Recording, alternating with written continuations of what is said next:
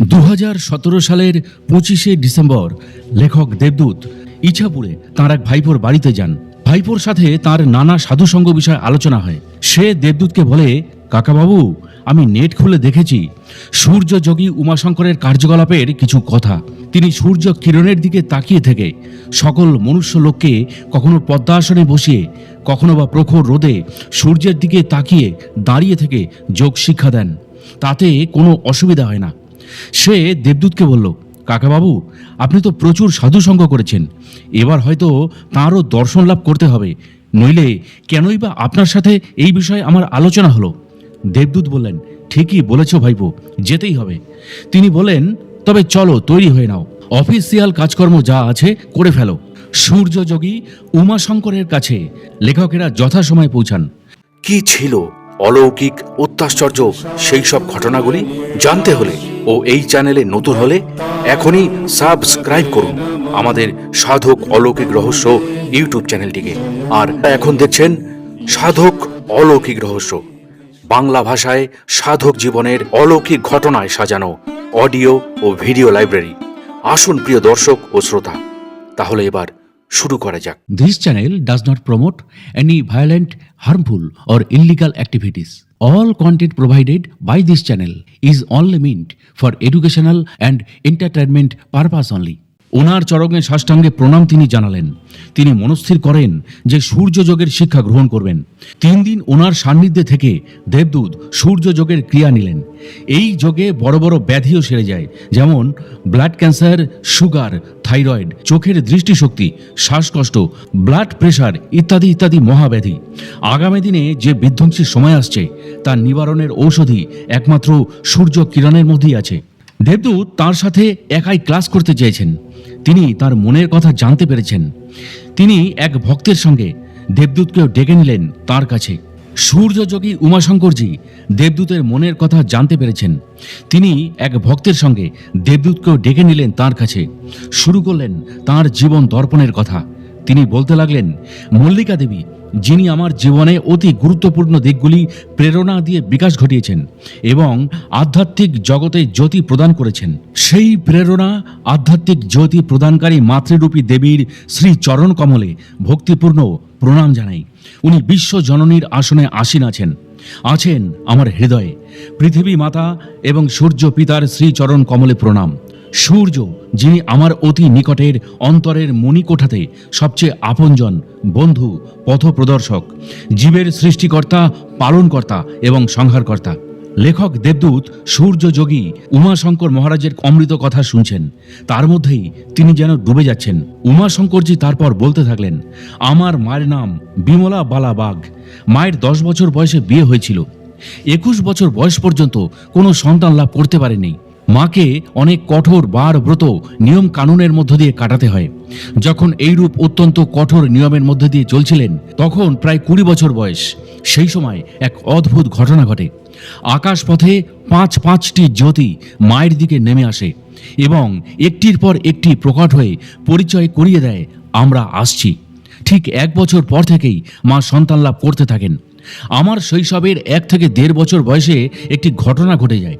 একবার খুব জ্বর হয়েছে, দুয়ারে শুয়ে আছি, জ্বরে বেহুশ। সেই হোক বা যে কোনো কারণে অজ্ঞান হয়ে গেছি। 3 দিন পরে জ্ঞান ফেরে। জ্ঞান ফিরতেই দেখি আমি ঘরে শুয়ে আছি। তখন আমার মনে হলো, এই তো আমি দুয়ারে শুয়েছিলাম, ঘরে এলাম কি করে? অর্থাৎ ওই 3 দিন আমি অত্যন্ত নিশ্চিত আনন্দের জগতে ছিলাম, যেখানে 3 দিনকে মনে হলো এক মুহূর্ত মাত্র। আবার উমাশঙ্করজি বললেন, এই জগতে কোনো কিছু শোনার উপরই বিশ্বাস করবে না। যা নিজের অন্তর থেকে জানবে সেটাই হবে প্রকৃত জানা। ঈশ্বরকে সঠিক পথে ও বিজ্ঞানসম্মতভাবে খুঁজে নিতে হয়, কিন্তু মনে রাখতে হবে, ঈশ্বর কখনো কখনো তার সন্তানকে, সন্ধানকারী ভক্তকে পাথর চাপা দিয়েও পরীক্ষা করেন। উমাশঙ্করজি বলে চলেন, এদিক ওদিক ঘুরতে থাকি এবং গভীর চিন্তায় মগ্ন হয়ে যাই। 10 মিনিট পরে একটি খুব সুন্দর জ্যোতির দর্শন পাই। সঙ্গে সঙ্গে জীবন্ত ব্রেনটি ফুটে ওঠে এবং 3টি অংশের অভ্যন্তরীণ সচল ক্রিয়াকর্ম দেখতে পাই। তখন আমার ওই বিষয়ে জ্ঞান লাভ হয়। গুরু মস্তিষ্কটি হলো জ্ঞানের উৎস কেন্দ্র, লঘু মস্তিষ্ক বুদ্ধির এবং সুষুম্না শীষ বা মেডুলা অফলাঙ্গাটা হলো মনের উৎস কেন্দ্র। যদিও এদের অস্তিত্ব সমস্ত ক্ষুদ্র ক্ষুদ্র কোষের মধ্যেও পাওয়া যায়। আমি কলেজে গিয়েছি আমার শ্রদ্ধেয় এডুকেশনের প্রফেসর ডক্টর বিশ্বরঞ্জন প্রধান মহাশয়ের কাছে। এরপর একদিন গেস্ট হাউসে বসে শ্রীমায়ের জীবনী পড়ছি। শ্রীমা হলেন ফ্রান্সের মেয়ে। আলজেরিয়াতে এক যোগীর কাছে আকাল্ট সাধনাতে সিদ্ধ হন, আধ্যাত্মিক অনুরাগিনী। যোগের মধ্যে উনি দেখতে পান ওনার গুরু ভারতে রয়েছেন। প্রথম স্বামীর সঙ্গে যখন পণ্ডিচেরিতে আসেন 1914 সালে, শ্রী অরবিন্দের সঙ্গে দেখা হতেই বলে উঠলেন, ইনি আমার গুরু। কিছুদিন থাকার পর তাকে ফিরে যেতে হয় ফ্রান্সে। 4-5 বছর পরে আবার ফিরে আসেন দ্বিতীয় স্বামীর সঙ্গে। উনি আর গেলেন না, পণ্ডিচেরিতেই রয়ে গেলেন। শ্রী অরবিন্দের কাছে আধ্যাত্মিক সাধনা করতে লাগলেন। সাধনাতে যথেষ্ট দ্রুত সিদ্ধি লাভ করলেন। পরে শ্রী অরবিন্দ এবং শ্রী মা দুজনেই আধ্যাত্মিক সহযোগী হয়ে উঠলেন। পণ্ডিচেরি আশ্রমের অধিকাংশই শ্রী মায়ের অবদান। 1991 সালের 13ই সেপ্টেম্বর আমি আমাদের বাড়িতে সকাল সকাল ঘুম থেকে উঠে স্নান করে ধুতি পরে ঠাকুর ঘরে এলাম। আমার মা তখন পূজা অর্চনা সেরে বেরোয়ার উপক্রম করছেন। আমায় দেখেই বললেন, কিরে এমন সময় এখানে? আমি তখন মাকে বললাম, আজ তুমি আমায় দীক্ষা দাও। মা বললেন, আমি কখনো কাউকে দীক্ষা দিইনি। আমি বললাম, মা গো, তুমি আমার জীবনের সর্বশ্রেষ্ঠ গুরু কাউকে দিয়েছো বা না দিয়েছো আমি জানি না। যদি তুমি আমায় দীক্ষা না দাও তবে কখনো কারোর কাছ থেকে দীক্ষা নেব না। তখন মা আমায় আসন দিলেন বসার জন্য এবং অতি গভীর ধ্যানমগ্ন হয়ে গেলেন। 2 মিনিটের মধ্যেই মায়ের মুখে সামান্য ভয়ের ছাপ দেখলাম এবং তাঁর আজ্ঞা চক্র থেকে একটি তীব্র অদ্ভুত জ্যোতি বেরিয়ে এসে অনাহত চক্রে প্রবেশ করলো। চোখ খুলেই বললেন, তুমি খুবই ভাগ্যবান, আমি তোকে এখনই দীক্ষা দিচ্ছি। পরে ভয়ের কারণ ব্যক্ত করাতে বুঝতে পারলাম স্বয়ং বাবাজি মহারাজ মাকে দর্শন দিয়ে আমায় দীক্ষা দিতে বাধ্য করিয়েছিলেন। আমি অতি ভাগ্যবান। আমি দীক্ষা নিয়ে মাকে বললাম, মা, সমাজ কল্যাণের কাজ কেমন কাজ? মা বললেন, এর চেয়ে মহান কাজ আর কি আছে? আমি বললাম, আমি চাই জীবনের শেষ রক্তবিন্দু দিয়ে সমাজ কল্যাণের জন্য উৎসর্গ করতে। তোমার আশীর্বাদ এবং অনুমতি চাই। মা বললেন, সন্তান মহান হবে এবং সমাজে প্রতিষ্ঠিত হবে, এটা সব মাই চাই। মা, আমি কোনোদিন বিয়ে করব না। পৃথিবীর সমস্ত নারী আমার মা। এটা অবশ্য দীক্ষা নেওয়ার 1 মাস আগেই আমি সিদ্ধান্ত নিয়েছিলাম। এই সংসার আমার কাছে ক্ষুদ্র গণ্ডি মাত্র। সমস্ত জগৎবাসী আমার ভাই এবং সমস্ত নারী আমার মা। মায়ের আজ্ঞাচক্র থেকে পুনরায় জ্যোতি বেরিয়ে আমার অনাহতে প্রবেশ করলো এবং মা বললেন, যা, তোকে দীক্ষা দিলাম ঠিক কথা, কিন্তু তুই দীক্ষার থেকেও অনেকটা এগিয়ে গিয়েছিস, সুতরাং তোকে মুক্ত করে দিলাম। ওই সময়ের মায়ের মূর্তি ছিল এক অদ্ভুত দেবী মূর্তি। দেবী মূর্তি বললেন, তোর কি চাই চেয়ে নে, সবকিছু দিয়েছ। এই আশীর্বাদ দাও যে আমার জীবনে যেন কখনো রবিবার না আসে। মা তথাস্তু বলে সাধারণ মূর্তিতে ফিরে এলেন। ফেব্রুয়ারি মাসের শেষ দিকেই একদিন সমুদ্রের ধারে একটি পাথরের ওপর দাঁড়িয়েছি। অমনি সূর্যের উত্তপ্ত আলো সমুদ্রের জলে প্রতিফলিত হয়ে আমার চোখে পড়ল। কেউ যেন আয়নাতে প্রতিফলিত করে আমার চোখে ফেলল। খুবই কষ্ট হচ্ছে, যেন আমার সমস্ত শরীর ওই আলোতে পুড়ে যাচ্ছে। তখন নিউটনের 3য় সূত্র আবার আমার মনে ভেসে উঠল। মনে মনে ভাবতে লাগলাম, যতই কষ্ট হচ্ছে তার পিছনে ততই আনন্দ আছে। এটা আমার পরীক্ষা। সেই কষ্ট পরের সেকেন্ডেই যেন কোথায় হারিয়ে গেল। আমি অতি সহজেই ওই আলোকে দেখতে পেলাম। বিজ্ঞানের ছাত্র ছিলাম, তাই আমার চোখকে এদিক ওদিক ঘুরিয়ে দেখে নিলাম দৃষ্টি ঠিক আছে কিনা। বিজ্ঞানীরা বলেন সূর্যের আলোর দিকে তাকালে চোখ নষ্ট হয়ে যায়, কিন্তু আমার চোখের দৃষ্টি ঠিক আছে। তখন মনে হলো ধ্যান জ্ঞানেরও বিজ্ঞান আছে। এটা আমার কল্পনার চোখে নয়, বাস্তব চোখে সূর্যের প্রতিফলিত আলোকে দেখেছি। খুব আনন্দ পেলাম। প্রেসের কাজ করতাম, তার ফাঁকে ফাঁকে আধ ঘন্টা অভ্যাস করতে লাগলাম। 3 দিন পর দেখলাম যেখান থেকে সমুদ্রের জলে সূর্যের আলো প্রতিফলিত হচ্ছে এবং আমার চোখে আসছে, সেখানে আর আলো নেই। সমুদ্রের জলের অণুগুলি স্পষ্ট দেখা যাচ্ছে। আমি নিজেকেই বিশ্বাস করতে পারছিলাম না। জলের অণু দেখার জন্য আলট্রা মাইক্রোস্কোপের দরকার, কিন্তু খালি চোখে কি করে দেখছি? চোখ এদিক ওদিক ঘুরিয়ে খুব জোরে জোরে ঘষে আবার দেখলাম সূর্যের মতোই অণুগুলি দেখা যাচ্ছে। আমি নিজেকেই বিশ্বাস করতে পারছিলাম না যে সত্য সত্যই দেখছি। এর যথার্থ নির্ণয় করার জন্য বাড়িতে রাত্রে ধ্যানে বসলাম এটা কি করে হয়? গভীর ধ্যানে রয়েছি, জীবন্ত ব্রেনের অভ্যন্তরীণ ক্রিয়াকর্ম দেখতে পেলাম। পুরো সমুদ্রটাই হয়ে গেছে স্ক্রিন, আর তার উপরে সেরিব্রাম, সেরিবেলাম এবং পন্স বা মেডুলা অফ লাঙ্গাটা অর্থাৎ পিটুইটারি ও পেনিয়াল গ্ল্যান্ড কিভাবে যে একে অপরের সঙ্গে সংযোগ রেখে কাজ করছে তা দেখতে পেলাম। এবং ওই সেরিবেলাম সেরিব্রাম থেকে একটি চিপস টেনে নিল এবং ভিডিও ফিল্মের মতো দেখাতে লাগলো। দেখলাম গ্যালিলিও কিভাবে টেলিস্কোপ আবিষ্কার করেছিলেন, তখন ওনার চিন্তাভাবনা কোথা থেকে প্রকট হয়েছিল সমস্তই দেখতে পেলাম। এও জানলাম সমস্ত বিশ্ব ব্রহ্মাণ্ডের সমস্ত ঘটনাই সেরিব্রামের মধ্যে রেকর্ড আছে। সাধারণ মানুষ তা দেখতে পায় না, কারণ ফ্রন্ট লুপ বন্ধ থাকে। ধ্যানের দ্বারা সম্পূর্ণ সেরিব্রামের সঙ্গে সংযোগ করা গেলে তবেই ওই রেকর্ড দেখা সম্ভব। গ্যালিলিও চোখের দৃষ্টিকে কাজে লাগাতে গিয়ে টেলিস্কোপ আবিষ্কার করেছিলেন। আমাদের চোখেতে আলট্রা মাইক্রোস্কোপ কেন, যত রকমের মাইক্রোস্কোপ আছে তার চেয়ে অনেক বেশি পাওয়ারফুল। তাই আমার পক্ষে খালি চোখে ওই সমুদ্রের জলের অণুগুলি সেদিন দেখা গেছিল। এরপর সূর্যযোগী উমাশঙ্করজি বললেন, দেবদূত এখন থাক, এসব কথার শেষ নেই। আছি তো আরো দুদিন তোমার সাথে, আরো কিছু তখন আলোচনা করব। তুমি তো সমাজ কল্যাণে নিজেকে নিয়োগ করেছো, তোমার দ্বারাও জগতের কল্যাণময় কার্য সাধিত হবে। দেবদূত তখন সূর্যযোগী শ্রী উমাশঙ্করের চরণ বন্দনা করে চলে এলেন তার ভাইপোর কাছে। জ্ঞানগঞ্জের সূর্যপুত্র শ্রী শ্রী উমাশঙ্করজি ইংরাজি ভাষাতে ভাষণ দেন। বাঙালি, তাই বাংলা তো মাতৃভাষা, কিন্তু মাতৃভাষা নিজ রাজ্যে সীমাবদ্ধ। নিজের রাজ্যের লোকেরা বুঝবে, বিদেশে যারা আছেন তারা বাদে তিনি হিন্দি ভাষাতেও ভাষণ রাখতে পারেন। কিন্তু হিন্দি তো সরকারি ভাষা। তার চিন্তাধারা বিশ্বকে সচেতন করা, যেন সকলেই জ্ঞাত হতে পারেন এই মহান কার্যকলাপের কথা। তাই তিনি ইন্টারন্যাশনাল ভাষা অর্থাৎ তিনি ইংরাজি ভাষায় ভাষণ দিয়ে থাকেন। সেদিন সকালে দেবদূতদের ট্রেনিং শেষ হলো। সূর্যযোগী উমাশঙ্করজির মধুর বাক্য শুনে সারাদিন দেবদূত যেন সেই সাগরের অতল তলে ডুবেছিলেন। তিনি আর তাঁর ভাইপো দুজনেই চারপাশ ঘুরে বেরিয়ে দেখেছিলেন। ভাইপো দেবদূতকে বললেন, কাকাবাবু, এখান থেকে যেতে ইচ্ছা করছে না, কিন্তু যেতে তো হবেই। অফিস থেকে মাত্র 3 দিনের ছুটি নিয়ে এসেছি, আজ তার শেষ দিন। কিভাবে যে দুদিন চলে গেল বুঝতে পারলাম না। দেবদূত বললেন, ভাইপো, তাহলে তুমি তোমার সুবিধা মতো চলে যেও। আমি আরো বেশ কিছুদিন উমাশঙ্করজির সান্নিধ্যে থেকে ট্রেনিং নিয়ে যাব। আমি সাধু সঙ্গ করব, এটাই আমার সোপান। সংসার তো একরকম ছেড়েই দিয়েছি, পিছুটান বলে আমার আর নেই। তোমার তো সংসার আছে, কর্তব্য তো পালন করতেই হবে। তবে আত্মদর্শন এবং আত্মবিশ্বাস চরম লক্ষ্যে পৌঁছানোর সবচেয়ে উত্তম রাস্তা এবং সমস্ত সমস্যার উত্তম সমাধান।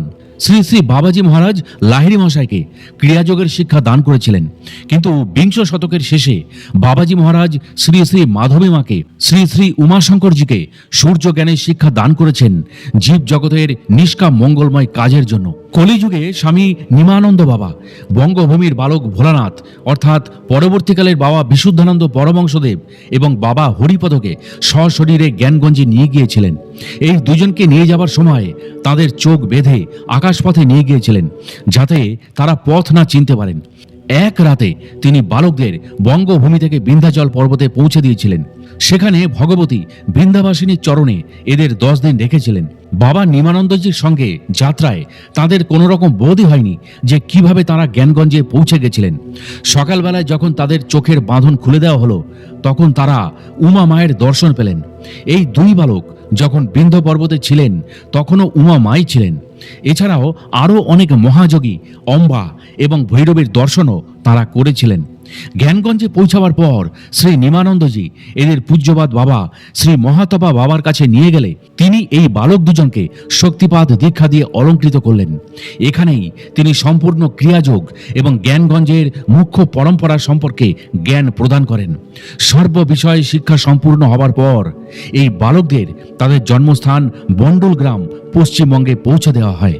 কলিযুগে বাবা বিশুদ্ধানন্দজি পরমহংসদেব সর্বপ্রথম লিখিত রূপে জ্ঞানগঞ্জ সম্বন্ধে ব্যাখ্যা করে মনুষ্য সমাজকে জানিয়েছিলেন। এমন নয় যে তার আগে বা পরে কেউ জ্ঞানগঞ্জ যাননি। যারা যোগ্য তারা জ্ঞানগঞ্জে যাওয়া আসা করতেই থাকেন, কিন্তু এ সম্বন্ধে তারা কোনো ব্যাখ্যা করেননি বা কাউকে জানতেও দেননি। পরম্পরার ধারা চালিয়ে যাওয়ার জন্য উপযুক্ত বিশেষ আত্মারা যাতায়াত করতেই থাকেন। জ্ঞানগঞ্জ সিদ্ধ আশ্রমের বিষয়ে যিনি সব থেকে বেশি আলোকপাত করেছেন তিনি একমাত্র শ্রী শ্রী বিশুদ্ধানন্দ সরস্বতী। একমাত্র তিনি সশরীরে জ্ঞানগঞ্জের সঙ্গে সম্বন্ধ রাখতেন। এই দিব্যপুরুষ সাধনার সবচেয়ে উচ্চস্থান প্রাপ্ত হয়েছিলেন। সেই জন্য বঙ্গভূমি সর্বদাই গর্বে ভরে থাকত। বাবা বিশুদ্ধানন্দ সরস্বতী এবং শ্রী গোপীনাথ কবিরাজ এরা দুজনেই সর্বপ্রথম জ্ঞানগঞ্জ সম্বন্ধে লিখিত পরিচয় দিয়েছিলেন। তারা সংক্ষেপে পরিচয় দিয়েছিলেন, তবু তাদের দেওয়া বর্ণনায় জ্ঞানগঞ্জের চিত্র অদ্ভুত। ত্রেতা যুগে জ্ঞানগঞ্জকে কলাপ গ্রাম বলা হতো। জ্ঞানগঞ্জ সিদ্ধাশ্রম কোনো ধর্মের সীমায় বাঁধা নয়।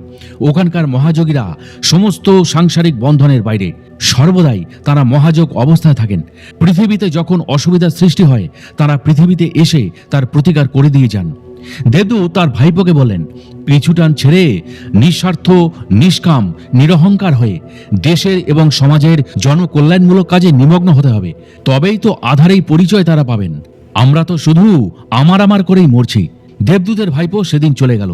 দেবদূত তখন অন্যান্য সঙ্গীদের সাথে সময় মতো করে মাঠে যাচ্ছেন, সূর্যযোগ শিক্ষা গ্রহণ করছেন।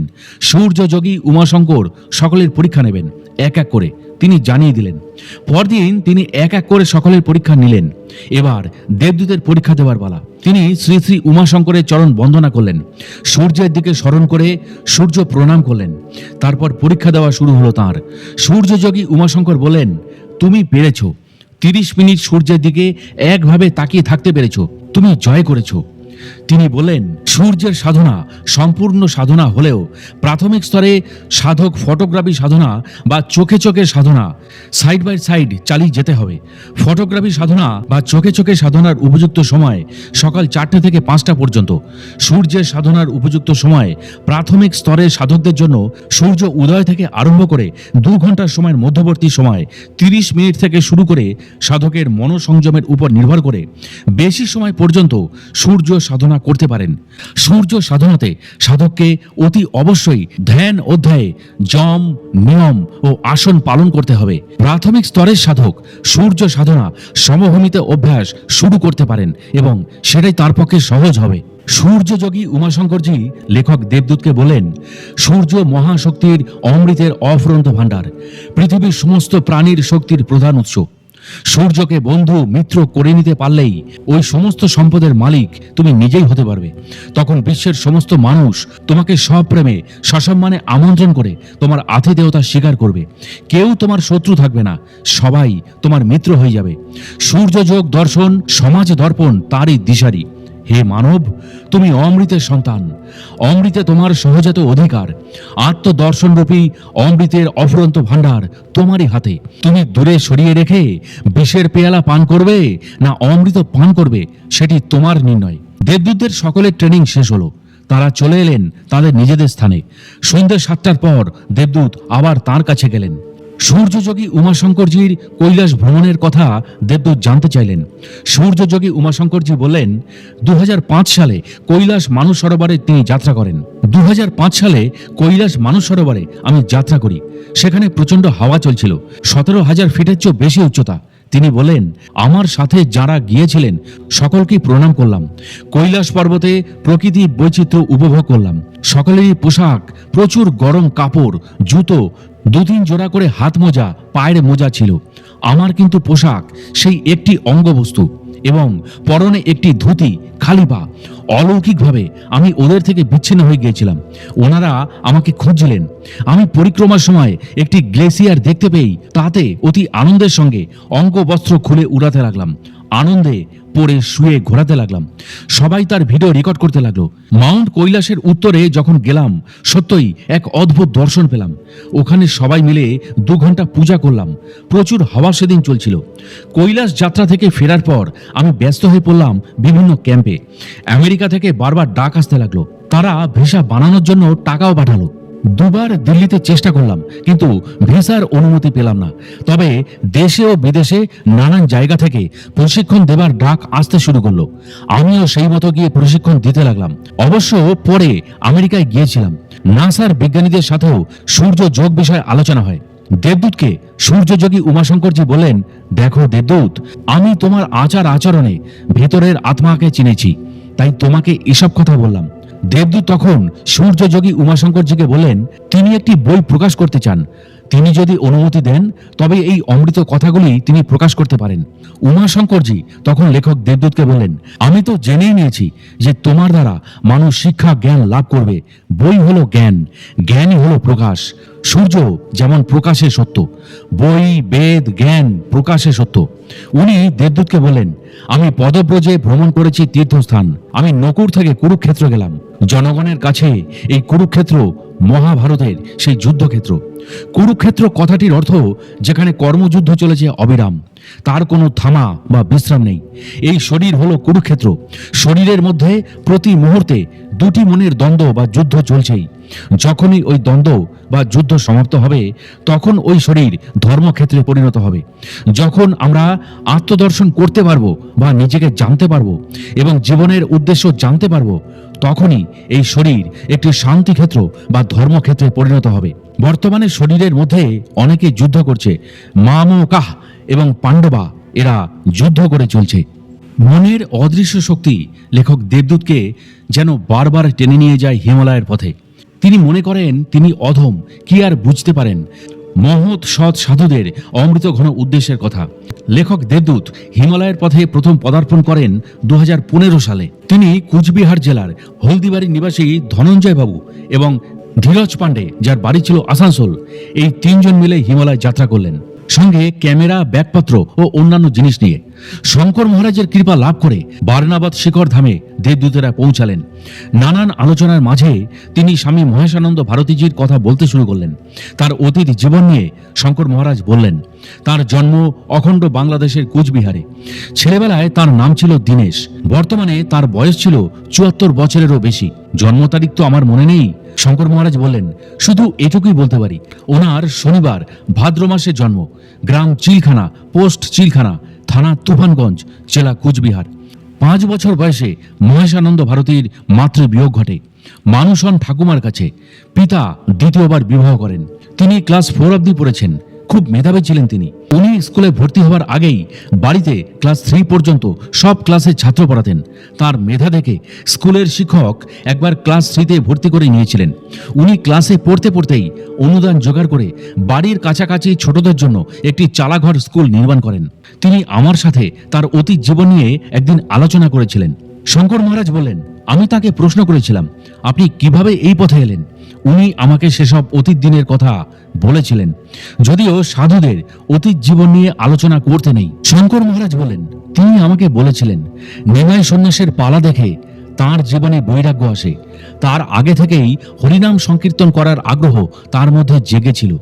এই বলে শঙ্কর মহারাজ থামলেন এবং তাদেরকে বলেন, এই মহাযোগীর দর্শন লাভ করে যেও। দেবদূতেরা তার আদেশ শিরোধার্য করলেন। তারা শিখরধামে কিছুদিন অতিবাহিত করার পর সময় মতো নিচে নেমে এলেন। উত্তরকাশী গঙ্গোত্রীতে দেবদূতেরা পৌঁছালেন। এত সুন্দর স্নিগ্ধ পবিত্র মনোরম বাতাবরণে তাদের মন সত্যি পুলকিত। সামনেই গঙ্গা কলকল শব্দে মন প্রাণ জুড়িয়ে প্রবাহিত হচ্ছে। সে বর্ণনার ভাষা তার জানা নেই, যেন বোবা হয়ে গেছেন। কিছুটা পথ হেঁটে গেলেন তারা। একটু মোড় ঘুরতেই স্বামী মহেশানন্দ ভারতীজির আশ্রমে পৌঁছালেন। মা গঙ্গার কোলেই তার সাধনাস্থল। তীব্র বেগে আপন মনে ওম ধ্বনি তরঙ্গায়িত করে মা গঙ্গা ছুটে চলেছেন সমতলে পাপী তাপীদের উদ্ধার করতে। দেখে দেবদূত অবাক হলেন। এখানে মা গঙ্গা যেন ছোট্ট একটা নদী, কিন্তু তাদের কলকাতায় তার রূপ কি বিশাল। তারা স্বামীজির আশ্রমের সামনে দেখলেন ফটক বন্ধ করা।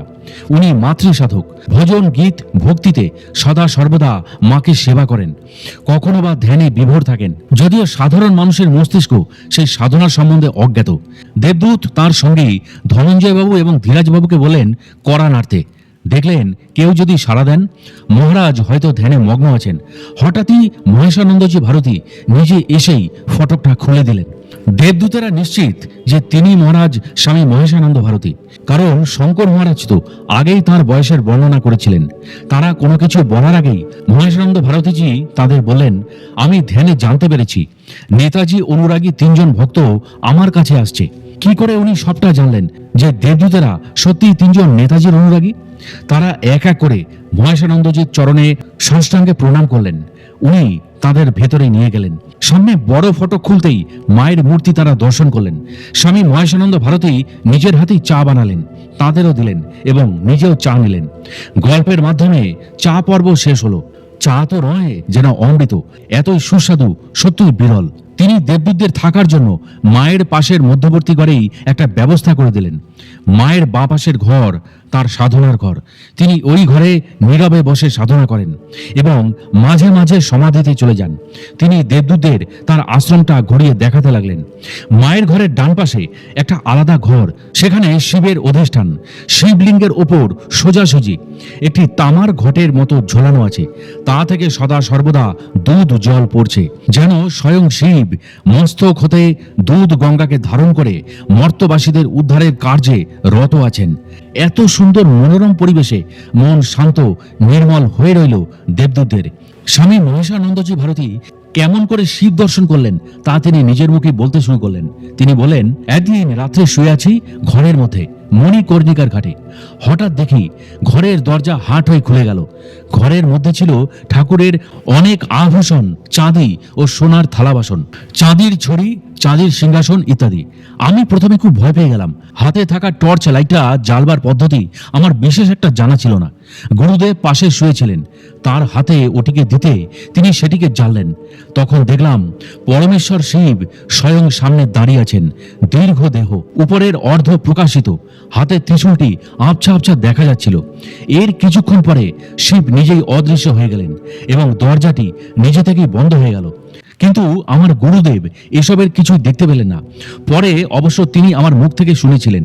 হয়তো গুরুদেবের ইচ্ছেই প্রকাশ মাত্র, তাই হয়তো এই দিব্য দর্শন সেই দিন লাভ হয়েছিল। এছাড়াও শ্রাবণ মাসে শিবের মাথায় জল ঢালার সময় দুটি আলাদা আলাদা শিব মন্দিরে মা দুর্গাকে অপূর্ব রূপ নিয়ে শিবলিঙ্গের মাথায় জল ঢালতে দেখেছি। এরপর গুরুজির সঙ্গে প্রয়াগের কুম্ভ মেলায় যাই।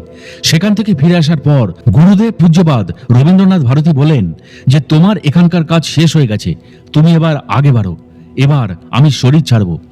ফেলে আসা দিনের কথা মহেশানন্দজি ভারতের স্মৃতিপটে ভেসে উঠছিল বারবার। আর দেবদূতেরাও যেন সেই চিত্রটি দেখতে পেলেন। জন্মান্তর ও আত্মিক জগতের বিষয়ে কয়েক জন্মের কথা বললেন দেবদূতদের। মহেশানন্দজি বলেন যে এর আগে তিনি নেপালে, তিব্বতে, আসামে, পাঞ্জাবে, কলকাতায় বিশ্বামিত্র আশ্রমে জন্মগ্রহণ করেছিলেন। বিশ্বামিত্র আশ্রমে তিনি রামচন্দ্রের সেবা করেছিলেন। সাধুপথে আসার আগে নানান দুঃখ, জ্বালা, যন্ত্রণায় তার জীবন কেটেছিল।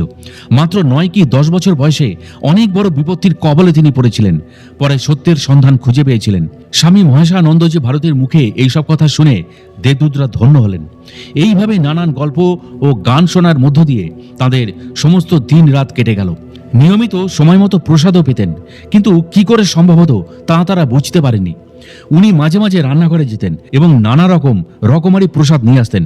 কখনো ভাত, ডাল, রুটি, সবজি, আবার কখনো গরম গরম লুচি, সবজি।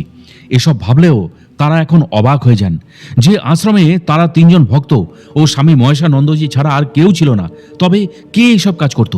তিনি আশ্রমের বাইরেও কোনোদিন বের হতেন না। এই মহান উচ্চকোটি মহাযোগীর সঙ্গে কার সম্বন্ধ আছে যে বার্তা পৌঁছে যায় কখন কি লাগবে না লাগবে? এমনকি পুজোর উপকরণও ভক্তরা দিয়ে যান। দেবদূতেরা আশ্রমে থাকাকালীন এক ভক্ত বাজার করে দিয়ে গেলেন। তিনি যা যা এনেছিলেন তার মধ্যে প্রায় সকল কিছুই শেষ হয়ে এসেছিল, কিন্তু ঘরা আবার সময় মতো পূর্ণ হয়ে গেল। তাহলে স্বয়ং অন্নপূর্ণা দেবীর বরপ্রাপ্ত সন্তান স্বামী মহেশানন্দজি ভারতী। কিন্তু এবার তো তাদের বিদায়ের পালা। স্বামীজির চরণে সাষ্টাঙ্গে প্রণাম জানিয়ে এবং দেবদেবীর মূর্তিতে প্রণাম জানিয়ে বিদায় নিয়ে চলে এলেন তারা। স্বামীজি বলেছিলেন, আবার এসো তোমরা। দেবদূত কোচবিহার নিবাসী এক গুরু ভাই সন্তোষবাবুর পরিবার সহ 2017 সালের এপ্রিল মাসে আবারও হিমালয়ের পথে যাত্রা শুরু করেন। শিখরধামে যাবার আগে স্বামী মহেশানন্দজির আশ্রমে তাঁর দর্শন লাভ করিয়ে নিয়ে স্বামী শঙ্কর মহারাজের আশ্রমে দেবদূতেরা গিয়েছিলেন। সেখানে কিছুদিন অতিবাহিত করে ফেরার পথে আবারও স্বামী মহেশানন্দজি দর্শন লাভ করেন এবং গুরুবনের পরিবারকেও দর্শন লাভ করান। তার চরণে তারা সাষ্টাঙ্গে প্রণাম জানিয়েছিলেন। স্বামীজি বাচ্চা মেয়ে খুব ভালোবাসেন। গুরু ভাই বা গুরুবনের মেয়ের বয়স 8 বছর। পাহাড়ের পথ চলতে চলতে সামান্য একটু সে অসুস্থ হয়ে পড়েছিল। কোনো রকমে স্বামী মহেশানন্দজির আশ্রমে পৌঁছালেন তারা। স্বামী মহেশানন্দজি সেদিন গুরুবন সোমার মেয়ে বিপাশাকে কোলে তুলে নিলেন এবং আদরে ভরিয়ে তুললেন। তিনি তার সাধনার ঘরে নিয়ে ভাগ্নিকে শুইয়ে দিলেন। দেবদূত আশ্চর্য, যে ঘরে তিনি কাউকে ঢুকতে দেন না সেই ঘরে ভাগ্নিকে শুইয়ে দিলেন। তিনি একটি কাঁচের গ্লাসে করে শরবত বানিয়ে এনে দিলেন। ভাগ্নি খেয়ে ঘুমিয়ে পড়ল। তাদেরকেও আপ্যায়নে ভরিয়ে তুললেন। কিছুক্ষণ পর ভাগ্নি কেঁদে উঠল, বলল, মা মা তুমি কোথায়? উত্তরে বোন বলল, এই তো আমি। কি হয়েছে জিজ্ঞাসা করতে লাগলো বোন। তারাও ব্যস্ত হয়ে পড়লেন ওর কান্না দেখে। তারপর ভাগ্নি বলল, আমি ঘুমিয়ে আছি। একটা শাড়ি পরা বাচ্চা মেয়ে নূপুরের আওয়াজ করে আমার গায়ে একটু একটু করে সুরসুরি দিচ্ছিল। আমার ঘুম ভেঙে গেল। আমি কাউকে দেখতে না পেয়ে কেঁদে ফেলেছি। দেবদূত দেখলেন স্বামীজি হাসছিলেন, শুধু এইটুকু বললেন, ওটা কিছু নয়, ওর সাথে মা খেলা করছিলেন বাচ্চা সেজে। দেবদূতেরা সকলেই অবাক হলেন। তাহলে মহেশানন্দজি তাঁর লীলায় অবগত ছিলেন। দেবদূতেরা গঙ্গা স্নান করলেন পরের দিন সকালে সবাই মিলে। জল এতটাই ঠান্ডা, তবুও গঙ্গা জল বলে কথা, স্নান তো করতেই হবে। স্নান সেরে ফিরে এলেন আশ্রমে। স্বামীজি রান্না হয়ে গেছে ততক্ষণ। মহেশানন্দজি সময় মতো মাকে ভোগ নিবেদন করবেন বলে সপ্ত ব্যঞ্জনে অন্ন ভরিয়ে থালা সাজিয়ে মায়ের ঘরে প্রবেশ করলেন। তারা বাইরে থেকে পুজো দেখছিলেন। 2-3 মিনিটের জন্য দরজা বন্ধ করলেন। জানলায় অবশ্য পর্দা দিয়ে ঢাকা ছিল। তিনি পুজো সেরে বেরিয়ে এলেন। সবাই দেখলেন ভরা পাত্র খালি। এ কি অবাক কাণ্ড! তাহলে কি সত্যি মূর্তিতে প্রাণ আছে? প্রশ্ন আসবেই যে প্রসাদ খেলো কে? অবশ্য এর নিদর্শন তারা আগেও পেয়েছেন। স্বয়ং রামকৃষ্ণ পরমহংসদেবের হাতের অন্ন প্রসাদ খেয়ে মা তৃপ্ত হতেন। হালি শহরে সাধক রামপ্রসাদ সদা সর্বদা মাকে প্রেমমূলক ভক্তিগান শোনাতেন। একদিন রামপ্রসাদ গঙ্গার বক্ষে নৌকা করে যাচ্ছিলেন। মা রামপ্রসাদকে ডেকে বলেছিলেন, কিরে রামপ্রসাদ, এত সুন্দর গান করছিস, আমি তো শুনতে পারছি না, ভালো করে বাবা গান শুনিয়ে যা। তখন সাধক রামপ্রসাদ মায়ের উদ্দেশ্যে বলেছিলেন, তোমার গান শুনতে ইচ্ছা করে তুমি মুখ ঘুরিয়ে শোনো। তোমারই ভক্তের গান, এ তো তোমারই প্রসাদ। তারপর থেকে এখনো পর্যন্ত সেই মায়ের মুখ ঘুরেই আছে। বংশ পরম্পরায় সেই মায়ের পুজো এখনো চলেছে। যাই হোক, এই অপূর্ব মধুমাখা বাতাবরণ দৈব ভাবাপন্ন বুঝতে অসুবিধা হলো না লেখক দেবদূতদের। তারা মায়ের চরণে সাষ্টাঙ্গে প্রণাম জানালেন। কন্যা সম গুরুবন উলুধ্বনি দিলেন। 2 রাত্রি থেকে তাদের এবার ফেরার সময় উপস্থিত হলো। গুরুবন সোমা স্বামীজির হাতে একটা সিঁদুরের কৌটো মায়ের কাছে ব্যবহারের জন্য দিলেন। স্বামীজি মায়ের ঘরে রাখলেন। দেবদূতেরা সকলে স্বামীজির চরণে সাষ্টাঙ্গে প্রণাম জানালেন। স্বামী মহেশানন্দ ভারতী আশীর্বাদ করলেন। তারা চলে এলেন বাসে করে হরিদ্বারে। গুরুবন সোমাকে স্বামীজি শিষ্যারূপে গ্রহণ করলেন। জ্ঞানগঞ্জ বা চতুর্থ আয়ামের সিদ্ধ সাধক মহন্ত সতীশ দাসজি মহারাজের আশ্রম স্বামী মহেশানন্দজির আশ্রমের পাশেই। পাহাড়ের রাস্তা দিয়ে নামার পথে স্বামী মহেশানন্দজি আশ্রমে যাবার আগে যে বাঁক পেরোতে হয়, সেই বাঁকের উপরিভাগে স্বামী সতীশ মহারাজের আশ্রম। এই মহাযোগীর সাক্ষাৎ দেবদূত সেবার নিতে গেলেন। তিনি জানতেন মহন্ত সতীশ দাসজি মহারাজ প্রকৃতই একজন সিদ্ধ যোগী। হরিয়ানায় রয়েছে তার আশ্রম, নাম উদাসীন আশ্রম। 300 একর জমির ওপর তৈরি এই আশ্রম। হরিদ্বারে খড়খড়িতে সুখী নদীর ধারে যে বিশাল সন্ত হরিনাম ধাম রয়েছে, সতীশ মহারাজ তারই অধ্যক্ষ এবং সেবাদার। সম্পদ বৈভবের কোনো পরিসীমা নেই, কিন্তু এত কিছু থেকেও তিনি নিষ্পৃহ, নির্বিকল্প, সর্বত্যাগী ও নিরাসক্ত। তার খালি পা খালি গায়ে থাকা সহজ জীবনযাত্রা দেখলে তার পরিচয় পাওয়া যায়। তিনি অতি সাধারণ এক যোগী সাধকের জীবন কাটান। তার বৈভবের কথা শুনে তার প্রতি দেবদূতদের প্রথমে যে ধারণা কত ভুল ছিল তা নিমেষেই বুঝতে পারলেন।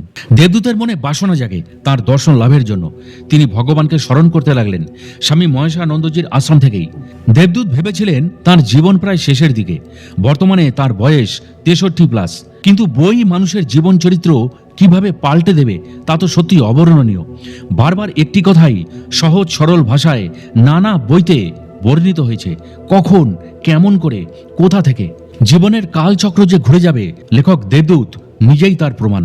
শঙ্কর মহারাজও মহন্ত সতীশ দাসজি মহারাজের দর্শন লাভের কথা তাকে বলেছিলেন, কিন্তু তার দর্শন তার বলার পরে হয়নি। এবার দেবদূত সেই প্রভুর শরণাপন্ন, তাকে দর্শন দিতেই হবে। দেবদূত শুনেছেন বাচ্চা না কাঁদলে মা নাকি অন্য কাজে ব্যস্ত থাকেন, অর্থাৎ স্তন পান করাতে চান না। তেমনি কোনো ভক্ত না ডাকলে ভগবান তো সাড়া দেন না। সতীশ দাসজি মহারাজ চতুর্থ আয়াম থেকে নেমে এসছেন জীবের কল্যাণের জন্য। এই মহাযোগী উচ্চ বংশে জন্মগ্রহণ করেন। তিনি কাউকে দর্শন দেন না। তিনি এক বিশেষ ব্রত পালন করছেন। যে কোনো ব্রত একটি নির্দিষ্ট সময়সীমায় আবদ্ধ থাকে। দেবদূত তার শরণাপন্ন, তাকে যে দর্শন দিতেই হবে। তিনি এও জেনেছেন যে ভক্ত যখন প্রভুর শরণাপন্ন হন তখন প্রভু তাকে দর্শন দেন, তার শরণার্থী ভক্তকে ডেকে নেন। শ্রীমৎ শঙ্কর মহারাজ দেবদূতকে বলেছিলেন সতীশ মহারাজ আশ্চর্য সাধু বাবার দর্শন লাভ করেন। এই সাধু বাবার কাছে তার না পাওয়া প্রশ্নের উত্তর খুঁজে পান এবং তার চরণে তিনি নিজেকে অর্পণ করেন।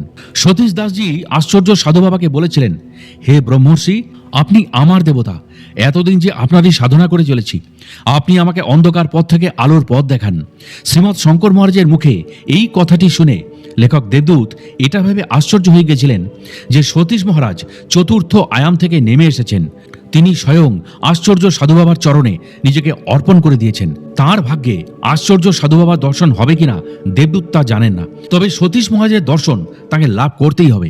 শ্রীমৎ শঙ্কর মহারাজ তাকে আরও বলেছিলেন তিনি সূর্য সাধনায় রত, তাই সূর্য মুখ দর্শন করেন না এবং কোনো প্রয়োজন হলে ঈশ্বরের কাছে প্রার্থনা জানান। সতীশ মহারাজ ব্রাহ্ম মুহূর্তে মা গঙ্গায় স্নান সেরে নিজ আশ্রমে ফিরে এসে দরজা বন্ধ করে সাধনা করেন। সেদিন দেবদূত এবং তার সঙ্গী মহেশানন্দজির আশ্রমে আশ্রয়রত, কিন্তু যে কোনো কারণে উপায় হোক তার দর্শন এবং স্পর্শন দুটোই তাকে করতে হবে। তিনিও একদম নাছোড়বান্দা। এছাড়াও তিনি হিমালয়ে উত্তরকাশী একা যাননি, তার সাথী ছিলেন ডাক্তার শিশুতোষ সামন্ত। শ্রীমৎ শঙ্কর স্বামীর আশ্রম থেকে বিদায় নিয়ে উত্তরকাশী গঙ্গৌরী স্বামী মহেশানন্দজির আশ্রমে তার দর্শন লাভ করেন। দু একদিন থেকে তারপর তারা ফেরার পথ ধরেন। এটা দেবদূতের অঙ্ক, হিমালয়ের পথ চলার। স্বামী মহেশানন্দজির আশ্রমে তারা রাতের প্রসাদকে মায়ের মন্দিরে প্রণাম জানিয়ে নিদ্রায় শায়িত হলেন। ঘুম ঘুম চোখে মোবাইল অন করে দেখলেন রাত তখন 3টে। তিনি তার সঙ্গীকে ডাকলেন। উনি উঠে বসে বললেন, শঙ্কর মহারাজ যা আলোচনা করেছেন সতীশ মহারাজ সম্পর্কে, সেই হিসাবে তার দর্শন পাওয়া তো খুব মুশকিল। কিভাবে তার দর্শন পাওয়া সম্ভব? শিশুতোষ বাবু লেখক দেবদূতকে সান্ত্বনা দিলেন। দেবদূত এবং তার সঙ্গী দুজনেই মায়ের চরণে প্রণাম জানিয়ে দরজা খুলে বের হলেন। কোনো সারা শব্দ না দিয়ে রাত 3টের সময় তারা দুজনেই গঙ্গা মায়ের চরণে নিজেদের সমর্পণ করলেন। আশ্চর্য হয়ে গেলেন। মনের আরাধ্য দেবতা স্বামী সতীশ মহারাজ কমণ্ডলু নিয়ে ঘাটে এসে স্নান করছেন তখন, আর গায়ত্রী মন্ত্র উচ্চারণ করছেন। দেবদূতেরা শুনছিলেন সেই স্তবগান। সেই সময়টা ছিল রাত বড় এবং দিন ছোট। প্রভু স্নান সেরে হেঁটে চলেছেন, তারাও গুটি গুটি পায়ে হেঁটে চলেছেন, অনেকটা লুকোচুরি খেলার মতো। কিন্তু সতীশ মহারাজ তো অন্তর্যামী, হয়তো তাঁরই ইচ্ছায় খেলছেন তাদেরকে। চলতে চলতেই দেবদূত নমস্তে মহারাজ বলে তাঁর চরণে সাষ্টাঙ্গে প্রণাম জানালেন। সঙ্গীকে তিনি বলে রেখেছিলেন যে যখনই তিনি প্রণাম করবেন মোবাইল ফোনে ক্যামেরাটা তৈরি রাখতে, চট করে যেন ছবি তুলে নেন। সতীশ মহারাজ তেমন কোনো কথা বললেন না, শুধু দেবদূতের মাথায় হাত রেখে আশীর্বাদ করলেন। তিনি ছবি তুলতে পারলেন না, প্রমাণ হিসাবে তিনি চট করে একটা ছবি তুলে নিলেন তার। এটা তার উপলব্ধি হয়েছে যে পার্থিব জগতের আনন্দের থেকে অপার্থিব জগতের আনন্দ সাগর অমৃতের মতো। 50 থেকে 100 বছর জীবনের কর্মের সমাপ্তির শেষ সময় নয়, তাই নিষ্কাম কর্মে এগিয়ে যেতে হবে। দেবদূতের মনে পড়ে গেল তিনিও আবার স্বামী অরবিন্দ অবধূত মহারাজের দর্শন লাভে গিয়েছিলেন। গুরু পূর্ণিমার তিথি উপলক্ষে 2017 সালের 15ই ফেব্রুয়ারি পাতাল গঙ্গা মহিমাশ্রমে তাঁর চরণে সাষ্টাঙ্গে প্রণাম জানিয়েছিলেন এবং রাত্রি বাস করেছিলেন। পরের দিন রাত 9টায় মহারাজ যেখানে যজ্ঞ করেন সেই স্থানে বসে আলোচনা করতে গিয়ে মহন্ত সতীশ মহারাজের দর্শন লাভের কথা উঠে এসেছিল। শ্রী অরবিন্দ অবধূত স্বামীজি লেখক দেবদূতকে বলেছিলেন, দেখো দেবদূত, আমি 2010 সালে মধ্য হিমালয়ের বারনাবর্তে শিখরধামে গিয়েছিলাম মহাকুম্ভযোগে। সেখানে কিছুদিন অতিবাহিত করার পর আমাকে শ্রীমৎ শঙ্কর মহারাজ উত্তরকাশী গঙ্গোত্রীতে নিয়ে আসেন। প্রথমে স্বামী মহেশানন্দ ভারতীজির আশ্রমে নিয়ে আসেন। সেখানে থাকার পর সতীশ মহারাজের আশ্রমে নিয়ে যান। সতীশ মহারাজের দুজন ভক্ত ব্যস্ত হয়ে পড়লেন আমাদের যত্ন আতিতে। আমার গায়ে বস্ত্র বলতে নিম্নাঙ্গ লজ্জা নিবারণের জন্য গাছের ছাল পরিধেয় ছাড়া আর কিছুই ছিল না। মহন্ত সতীশ দাসজি মহারাজ আমাদের সাথে কোনো কথা বললেন না, তিনি সাধনায় রত ছিলেন। আমাদের সেবা যত্ন করে দুজন ভক্ত সাধনায় ব্যস্ত হয়ে পড়লেন। সকাল হলো। শ্রীমৎ শঙ্কর স্বামী কিছুক্ষণের জন্য মহেশানন্দজি ভারতের আশ্রমে গিয়েছিলেন। একসময় তিনি এই স্বামীজির আশ্রমে কিছুকাল ছিলেন। সেই সূত্রে শঙ্কর মহারাজ আর এক গুরু স্বামী মহেশানন্দজি, ভক্তরা যে যার কাজে রত ছিলেন। সতীশ দাসজি সাধনায় রত ছিলেন, সেই জন্য আগের দিন তাদের দিকে দৃষ্টিপাতই করেননি। এই দিন সকালে সতীশ দাসজি আমার দিকে চেয়ে দেখলেন। আমাকে গাছের ছাল পরা অবস্থায় দেখে তিনি স্তম্ভিত হয়ে গেলেন। তারপর মন্দির থেকে ধূপ দীপ জ্বালিয়ে আমাকে অতিথি নারায়ণ জ্ঞানে পূজা করলেন। কাতর কণ্ঠে চোখের জল ফেলে ব্যাকুল হয়ে আমাকে বললেন, মহারাজ, আপনি আমাকে পথ দেখান, মুক্তি পাবো কি করে? আমি তো অনাহতে পথ হারিয়ে ফেলেছি। উত্তরে আমি বললাম, ভক্তির মাধ্যমে। আমাকে প্রশ্ন করলেন, ভক্তি কি করে বা কেমন করে পাওয়া যাবে? তিনি উত্তরে বললেন, ভক্তি টাকা পয়সা ধন দৌলত দিয়ে কিনতে পাওয়া যায় না। নিজের মধ্যেই ভক্তিরসে ডুব দিয়ে তাকে জাগাতে হয়। সাধনার দ্বারা নিজেকে অন্তর শব্দে ডুব দিতে হয়। বাহ্যিক শব্দ পঞ্চ ইন্দ্রিয়কে জয় করে সূক্ষ্ম থেকে অতি সূক্ষ্মাকারে নাদের ধ্বনি অনুভব করতে হয়। শরীর একটা খোলসের মতো। দেহ খোলস থেকে আত্মা পরমাত্মায় বিভোর হয়ে থাকায় যে আনন্দ, যে জ্ঞান প্রাপ্তি হয়, তখন উপলব্ধি হবে এক বিশেষ প্রকার। বিশ্বটাই আমি ময় হয়ে উঠবে। টাকা পয়সা দিয়ে যেমন ভক্তি কিনতে পাওয়া যায় না, টাকা পয়সা দিয়ে ঘুমও কিনতে পাওয়া যায় না। আবার টাকা পয়সা দিয়ে মনের শান্তিও কিনতে পাওয়া যায় না। টাকা পয়সা দিয়ে ওষুধ কিনতে পাওয়া যায়, কিন্তু রোগীর প্রাণ নয়। আমি তাকে জিজ্ঞাসা করলাম, অনাহত শব্দ কি? তিনি বলেন, অনাহত শব্দ সর্বদাই এমনি হচ্ছে প্রণবের ধ্বনি, পরব্রহ্ম থেকে আসছে। যোগীরা শুনতে পান, বিষয়াসক্ত জীব শুনতে পায় না। যোগী জানতে পারেন যে সেই ধ্বনি একদিকে নাভি থেকে ওঠে, আর একদিকে সেই ক্ষীরোৎসাহী পরব্রহ্ম থেকে ওঠে। আমি জিজ্ঞাসা করলাম, পরলোক কিরকম? তিনি বললেন, যতক্ষণ মানুষ অজ্ঞান থাকে, অর্থাৎ যতক্ষণ ঈশ্বর লাভ হয়নি, ততক্ষণই জন্মগ্রহণ করতে হবে।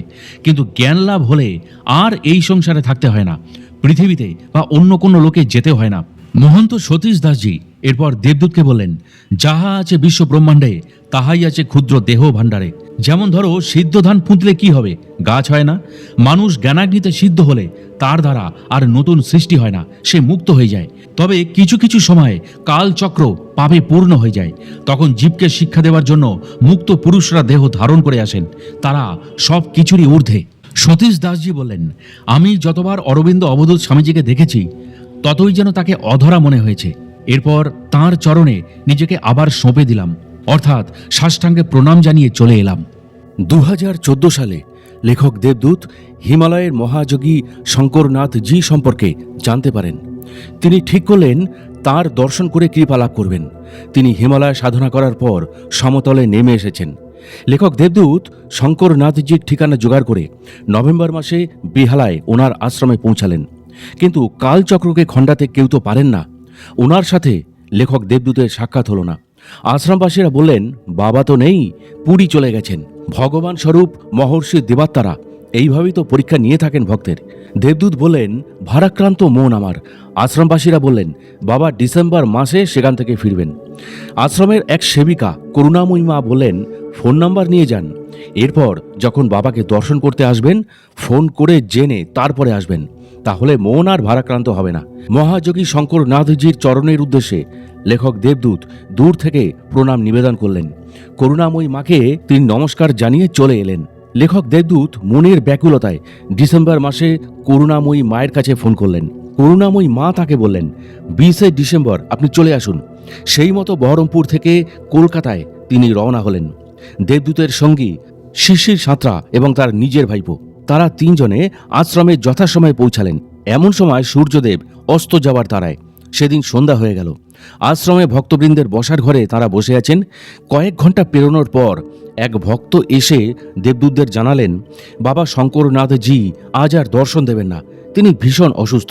এই কথা শুনে লেখক দেবদূতের মন আবার খারাপ হয়ে গেল এবং কিছুটা রাগও হলো। নিজের মনে মনেই বিড়বিড় করতে করতে তিনি বললেন, আর কত পরীক্ষা নেবেন প্রভু? আমি তো অধম, তার কৃপা কি হবে না আমার প্রতি? চোখ ভরা জল তিনি আর ধরে রাখতে পারছিলেন না। বাঁধ ভেঙে গেল। তিনি ভাবলেন, তার কি বৃথা আশার আশা? উনি পরীক্ষা করছেন ঠিক পাত্র কিনা। তিনি ভক্ত, তার রাগ হওয়াটা স্বাভাবিক। রাগ হয়ে আশ্রম কর্তৃপক্ষকে লেখক দেবদূত বললেন, বাবা শঙ্করনাথজি যদি সত্যি মহাযোগী হন, আমার অন্তরের ব্যথা ঠিকই বুঝবেন। বাবাকে দেখা দিতেই হবে। অবাধ্য সন্তান আমি। অন্য সব ভক্তরা কর্তৃপক্ষের কথা শুনে সেদিন চলে গেল, কিন্তু লেখক দেবদূত এবং তার সঙ্গীরা সেইখানেই বসে থাকলেন। এদিকে রাত গভীর হতে থাকল। 9টার সময় কর্তৃপক্ষের তরফে করুণাময়ী মা এসে দেবদূতদের বললেন, আপনারা পেছনের দরজা দিয়ে চলে আসুন, আমি আপনাদের নিয়ে যাচ্ছি। লেখক দেবদূত এবং তার সঙ্গীরা তাই করলেন। পেছনের দরজা দিয়ে বেরিয়ে এলেন মহাযোগী শঙ্করনাথজির দর্শন লাভের জন্য। শঙ্করনাথজি তখন নিজের কক্ষে বিশ্রাম নিচ্ছিলেন। দেখে দেবদূত বুঝতে পারলেন শরীরটা তার সত্যি অসুস্থ। বাবার শ্রী চরণকমলে এক এক করে সকলে প্রণাম জানালেন। শঙ্করনাথজি তাদের স্নেহের সুরে বসতে বললেন। তারা সকলে বসার জায়গায় বসলেন। বাবা তো অন্তর্যামী, প্রশ্ন তিনি আর কি করবেন। তবুও লেখক দেবদূত বাবা শঙ্করনাথজিকে অনুরোধ করে বললেন, বাবা, আপনার সাধন জীবন সম্বন্ধে যদি কিছু বলেন তা শ্রবণ করে ধন্য হতে চাই। বাবা শঙ্করনাথজি বললেন, দেখো দেবদূত, ভগবান ভক্তের ধৈর্যের পরীক্ষা নিয়ে থাকেন। ভক্ত বলতেই নারদমন, অর্থাৎ চঞ্চল, স্থিরতা নেই। নারদমনের ধৈর্যের পরীক্ষা দিয়ে ভক্ত উত্তীর্ণ হন। শঙ্করনাথজি তার সাধন জীবনের কথা বলতে শুরু করলেন। বললেন, আমার জন্ম পূর্ববঙ্গের ফরিদপুরের এক সাত্ত্বিক বংশে। বাল্যকালে শ্রী শ্রী আনন্দময়ী মায়ের কাছ থেকে মন্ত্র লাভ করি। যৌবনে হিমালয়ের এক উচ্চকোটির প্রাচীন সিদ্ধ যোগীর কাছ থেকে আমি যোগ সাধনায় সিদ্ধি লাভ করি, হঠযোগ ও লয় যোগে। তারপর দীর্ঘকাল পরিব্রাজনের পর সংসার ধর্মে প্রবেশ করি। এদিকে সাধ্বী পত্নী ও সন্তান নিয়ে যেমন সংসার ধর্ম ও কর্তব্য পালন করি, অন্যদিকে তেমনি যোগের উচ্চ থেকে উচ্চতর স্তর অতিক্রম করতে থাকি।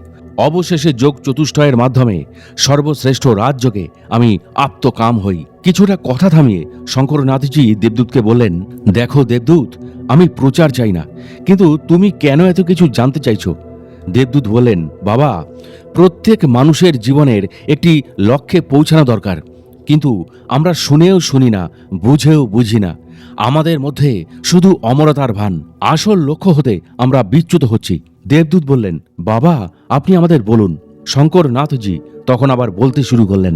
ক্রমে যোগ বিভূতির খ্যাতি ভারতের দিকে দিকে ছড়িয়ে পড়তে থাকে আমার নিজের অজান্তেই। ঠিক সেই সময় কাশীতে ও পরবর্তীকালে সোদপুরের গঙ্গার পাড়ে এক বিস্ময়কর যজ্ঞ করি। অজস্র ভক্তবৃন্দ ও নরনারী তা প্রত্যক্ষ করেন। যোগ বলে বহু লোকের দুরারোগ্য ব্যাধিও সেরে গিয়েছিল। অবশ্য আমার যা করণীয় কাজ তা জগতের সেবা করা। তোমাদের একটা ঘটনা বলছি, শোনো। 1978 সালের এক গভীর নিস্তব্ধ রাত। আমি সোদপুরের আশ্রমে সেদিন গভীর সুষুপ্তিতে নিমগ্ন। আমি শ্রী শ্রী আনন্দময়ী মায়ের মন্ত্রশিষ্য, তা তো আগেই বলেছি। হঠাৎ স্বপ্নে দেখলাম যে এক বিরাট ভৈরব মূর্তি আমাকে বারবার ডাকছে মহাপীঠ তারাপীঠে যাবার জন্য। আমার ঘুম ভেঙে গেল। আমি স্থির করলাম যে মহা তপভূমি তারাপীঠে আমি যাব। তিনি যে জগতের চিরকালের আপন মা, মা ছাড়া সন্তানের আর কে আছে? চির কল্যাণময়ী, রোগ শোক দুঃখ বেদনা হরণকারী জগৎ জননী তারা মা সবকিছু ঘুচিয়ে দেবেন। আমি তারাপীঠে এলাম। আমার সাথে রয়েছে কয়েকজন শিষ্য শিষ্যা। আমার সাধনা ও সিদ্ধির ক্ষেত্রেও তো তারাপীঠ নয়, তবে কি শ্রী আনন্দময়ী মায়ের শিষ্য বলেই স্বপ্নে আদেশ। আমি শিষ্য শিষ্যা সহ তারা মায়ের চরণে পুজো করলাম, অশেষ আনন্দ লাভ করলাম। তারপর সকল মন্দির প্রাঙ্গণ ঘুরে বেড়ালাম, তাদের শ্রীচরণে পুজো নিবেদন করলাম।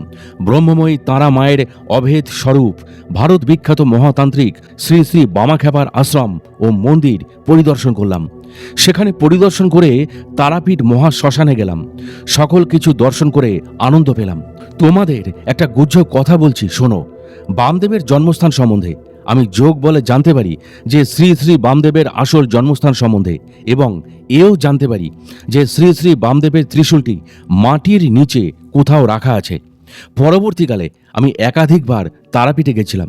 লেখক দেবদূত মহাযোগী শঙ্করনাথজিকে প্রশ্ন করলেন, আপনি কখনো কোনো ধর্মসভা করেছেন? উত্তরে শঙ্করনাথজি বললেন, হ্যাঁ, ধর্মসভা কয়েকবার করেছি। আমার জীবনে দ্বিতীয় ধর্মসভা বিশেষভাবে উল্লেখযোগ্য। দেবদূত বললেন, বিশেষ উল্লেখযোগ্য কেন বললেন? শঙ্করনাথজি উত্তরে বললেন, শোনো তবে বলছি। ঘটনাটি 1982 সালের 7ই মার্চ কলকাতা সংলগ্ন সোদপুরে ধর্মসভার আয়োজন করা হয়েছিল। এই সময় আমার অধিকাংশ শিষ্য ভক্তই ছিলেন ইন্ডিয়ান আর্মির সুবেদার থেকে সর্বোচ্চ পদের। অধিকাংশই আমার মন্ত্র দীক্ষিত হয়ে ধ্যান যোগ প্রাণায়াম ইত্যাদির সাথে জনসেবামূলক কাজে যোগদান করেন। কলকাতা হাইকোর্টের বিশিষ্ট আইনজীবী বিচারপতি রবিন পাইনের থেকে শুরু করে বিভিন্ন আইনজীবীরাও আমার ভক্ত হয়ে শিষ্যত্ব গ্রহণ করেন। আমার আশ্রিত কন্যারা এবং মিলিটারি অফিসারদের সেবা কেন্দ্রগুলিতে সেবা কর্মে আমাকে সাহায্য করতেন। আর্মি জেনারেল বৈদ্য আমার শিষ্যত্ব গ্রহণ করেন। আমার সংগঠনের নাম সর্বধর্ম মহামিলন সংঘ।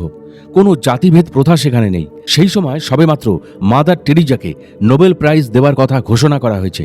সংগঠনের সকলেই মনস্থির করলেন যে মাদার টেরিজাকে দিয়ে ধর্মসভার উদ্বোধন করাবেন। আবার সেই দিনই মাদার টেরিজার নোবেল পুরস্কার গ্রহণের জন্য বোম্বে থেকে বিদেশে পাড়ি দেবার কথা। তাছাড়া আমিও শুনেছিলাম তিনি কোনো ধর্মীয় অনুষ্ঠানে যোগদান করেন না। যেহেতু আমাদের নিমন্ত্রণপত্র ইতিমধ্যেই সর্বস্তরের ধার্মিক সাধু সন্ত সবার কাছেই পৌঁছে গেছে, তাই আমাদের সঙ্গের সকলের মন কিন্তু ক্ষুণ্ণ। এই অবস্থায় কি করে মাদার টেরিজাকে দিয়ে সেদিন সেখানে ধর্মসভার উদ্বোধন করানো হবে? আমার কাছে উপস্থিত ভক্ত শিষ্যরা সকলেই জানালো। আমি শিষ্যদের সান্ত্বনা দিয়ে বললাম, মাদার টেরিজাকে দিয়েই এই সভার উদ্বোধন আমি করাবো। কলকাতা হাইকোর্টের বিশিষ্ট আইনজীবী জাস্টিস রবিন পাইনকে দিয়ে আবার বোম্বেতে তার সাথে যোগাযোগ করলাম। রবিন পাইন মহাশয় মাদার টেরিজাকে বলেন, কিন্তু তিনি সরাসরি অনুষ্ঠান যোগদান করতে অস্বীকার করলেন এবং এই রকম ধর্মসভায় তিনি যোগদান করেন না বলেও জানান। মাননীয় রবিন পাইন বিস্তারিত খবর আমাকে জানালেন। এই কথা শোনা মাত্র আমার অভিমানী চিত্ত থেকে আমি শুনতে পেলাম অবজ্ঞার শব্দ, এবং সেই মুহূর্তেই আমি মাদার টেরিজাকে জানালাম যে আপনি যদি এই ধর্মসভায় উপস্থিত না হন তবে আপনি সশরীরে নোবেল প্রাইজ নিতে যেতে পারবেন না। অভিমানী মন ঠান্ডা করে দূরভাষের মাধ্যমে মাদার টেরিজার সেক্রেটারিকে সব কথা জানালাম। তিনি বললেন, আমাকে 2 মিনিট সময় দিন, আমি মাদারের সঙ্গে কথা বলে আপনাকে জানাচ্ছি। কিছুক্ষণ পরে মাদার জানালেন, এইরূপ যদি সত্য হয় তবে অবশ্যই আমি ধর্মসভায় যোগদান করব। আমি আশ্বস্ত হলাম, কিন্তু আমার অনুগামীরা সন্দিগ্ধ চিত্তে আমাকে বললেন মাদার মন রাখার জন্য নিমন্ত্রণ স্বীকার করেছেন, বাস্তবে তিনি নোবেল প্রাইজ নিতে উড়েই যাবেন। তখন আমি রুষ্ট হয়ে আমার সেক্রেটারিকে বললাম, মাদার টেরিজাকে এখানে যদি আনতে না পারি, অন্যথায় আমি আমার সাধন পথ ত্যাগ করব। সভায় উপস্থিত হয়ে তাকে সভার উদ্বোধন করতেই হবে। আমার আমন্ত্রণ স্বীকার করে তাকে সভাতে উপস্থিত হতেই হবে নির্দিষ্ট দিনে ও ক্ষণে। বাস্তবিকই তাই হয়েছিল। মাদার টেরিজা এসেছিলেন ও উদ্বোধন করেছিলেন। আমার সাধনার সিদ্ধির অথবা অহংকার প্রকাশ করার জন্য এই সব ঘটনা আমি বলছি না। কিছু অলৌকিক ঘটনার ফলেই ভক্তের মনে গুরুর প্রতি অগাধ বিশ্বাস ও অবিচল ভক্তি স্থান পায়। তোমরা তোমাদের ভক্তির এবং ধৈর্যের পরীক্ষায় উত্তীর্ণ হয়েছ বলেই তুমি ও তোমার সঙ্গীদের সাথে এই যোগ বিভূতি সম্বন্ধে আলোচনা করলাম। মহাযোগী শঙ্করনাথজি প্রবীণ সিদ্ধযোগী শ্রীগুরুর নির্দেশে শিব জ্ঞানে জীব সেবায় নিয়োজিত রয়েছেন। তার শ্রীচরণ যুগলে লেখক দেবদূতেরা সাষ্টাঙ্গে প্রণাম নিবেদন করে চলে এলেন সেই রাত্রেই। এই মহাযোগী শঙ্করনাথজির দর্শন লাভ পুরোপুরি লেখক দেবদূতের কাছে এক অলৌকিক ঘটনা এবং তার দিব্য চক্ষু দ্বারা পরিবেষ্টিত হয় তাঁর মনের হৃদয়ে। লেখক দেবদূতের এক গুরুভাইয়ের নাম উজ্জ্বল গোস্বামী। তার শরীর তখন খুবই অসুস্থ। সেই সময়টা ছিল 2013 সাল। বাড়ি তার আসাম। লেখক দেবদূতকে তার পরিবারের এক সদস্য ফোন করে জানালেন যে শরীর চেক আপ করাতেই চেন্নাই নিয়ে যাওয়া হবে। তিনি কি তাদের সাহায্য করতে পারবেন? দেবদূত উত্তরে বললেন, ঠিক আছে, তিনি যাবেন, তবে কবে কখন তাঁরা যেতে চান তা যেন লেখককে জানানো হয়। বলেন, মাস 2-1 মধ্যেই সব ব্যবস্থা করা হবে। 2013 সালে সেই সময় লেখক দেবদূত আর তার অসুস্থ গুরুভাই উজ্জ্বল গোস্বামী চেন্নাইয়ের পথে রওনা দিলেন। গুরুভাইকে ডাক্তার দেখানো হলো, ওষুধপত্র ডাক্তারবাবু লিখে দিলেন এবং শরীর চেক আপ করতে বলে দিলেন। রিপোর্ট করে পরে দেখিয়ে নিতে বললেন চেম্বারে। গুরুভাই দেবদূতকে বলেন, দেবদূত দাদা, এখানে এসেছেন যখন আপনিও তো বলেন বুকে ব্যথার কথা, আপনার শরীরটাও ডাক্তারকে দেখিয়ে চেক করে নিন। অসুখ হলেই কি আর না হলেই বা কি, শরীর চেক করাতে তো সকলেই পারে। দেবদূত তার শরীর চেক আপ করে নেওয়ার সিদ্ধান্ত নিলেন। সকলের শরীরেই তো কিছু না কিছু সমস্যা থাকে। দেবদূত ডাক্তারবাবুকে তার বুকে ব্যথা হওয়ার কথা জানালেন। ডাক্তারবাবু বুকের ফটো করতে বললেন। বুকের ফটো বা এক্স রে করা হলো।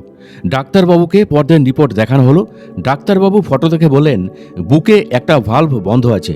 তিনি ওষুধের নাম লিখে দিলেন। 4282 টাকার ওষুধ দেবদূত কিনলেন। চিকিৎসার খরচ বাবদ সব টাকা পয়সা গুরুভাই উজ্জ্বল গোস্বামী দিয়ে দিলেন। তবে উজ্জ্বলবাবু নিজেও তো অসুস্থ, ওর চিকিৎসার জন্য অনেক টাকার দরকার।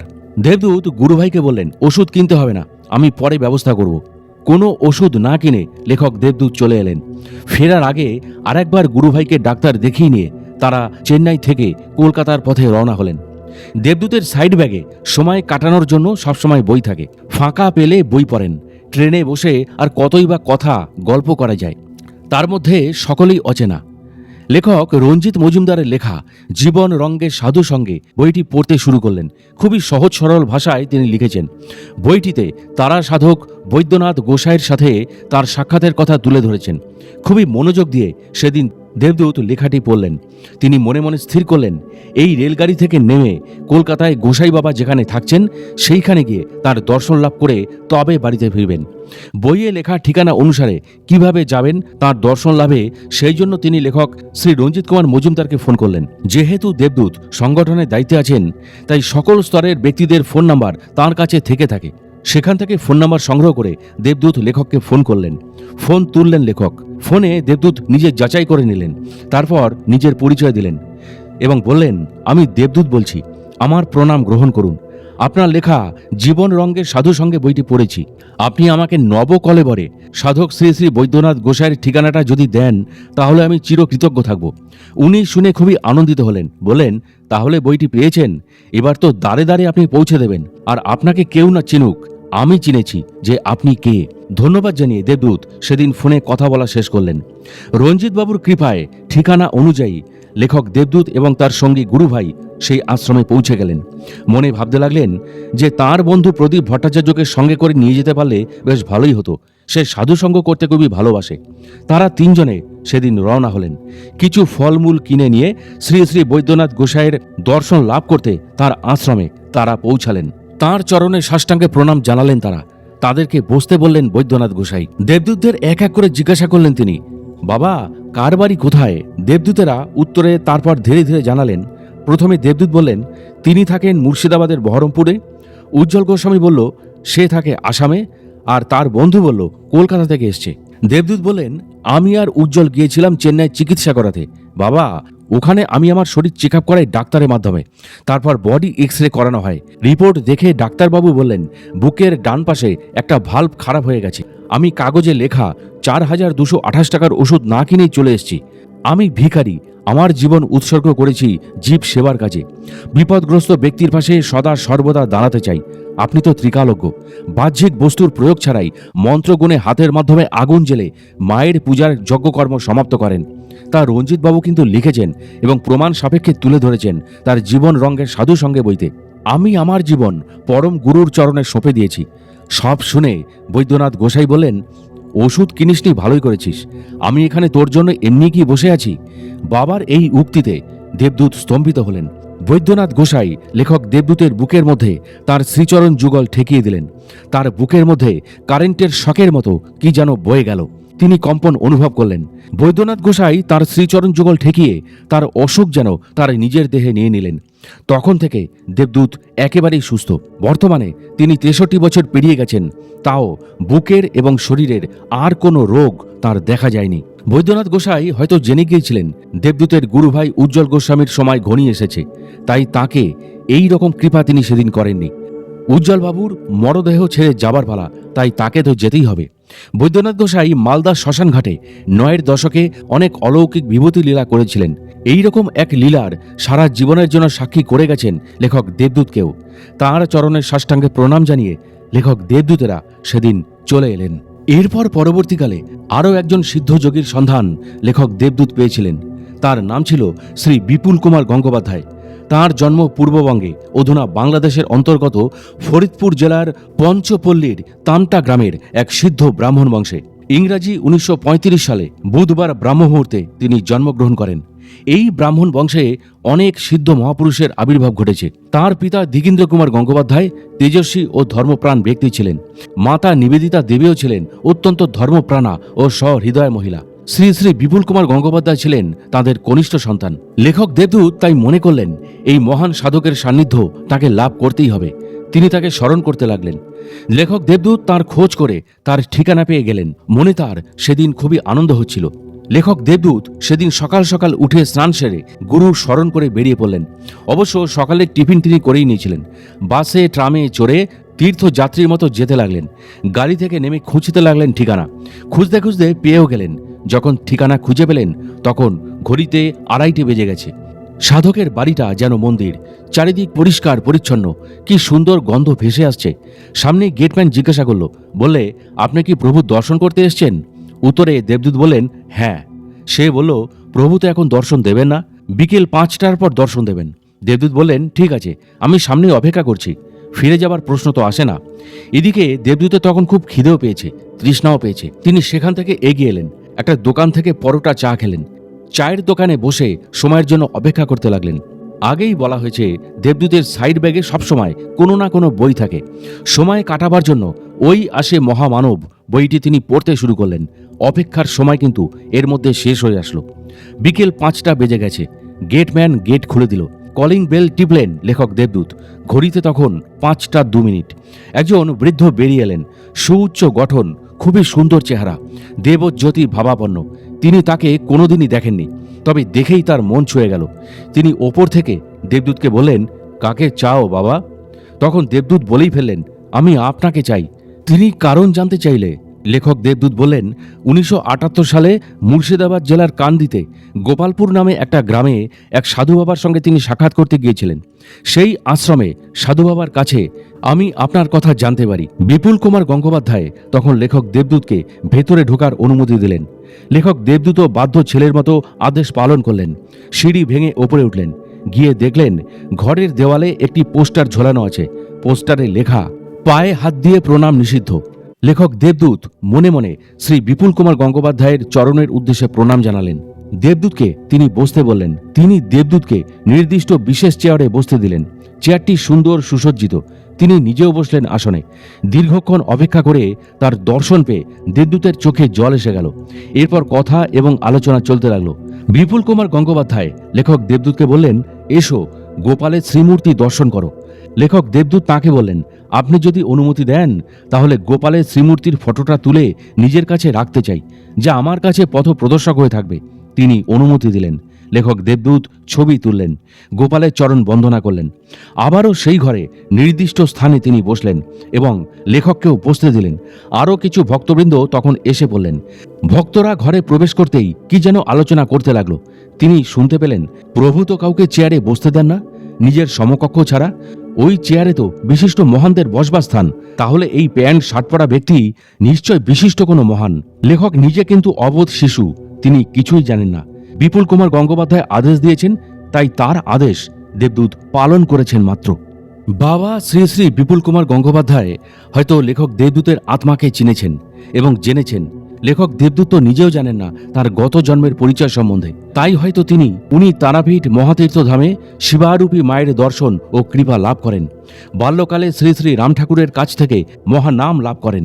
কৈশোরে উনি রামচন্দ্রের সাধনায় মগ্ন হন এবং দীর্ঘ 10 বছর রাম জয়ন্তী উৎসব পালন করেন। উনি বহু ভারত বিখ্যাত মনীষী ও জ্ঞানী গুণীর নিবিড় সান্নিধ্য লাভ করেছিলেন। 1969 সালে তারাপীঠে এসে তার জীবনের আমূল পরিবর্তন ঘটে মাত্র 34 বছর বয়সে। বিগত প্রায় 20 বছর ধরে 5 খণ্ডে মহাপীঠ তারাপীঠ গ্রন্থ রচনা করেন।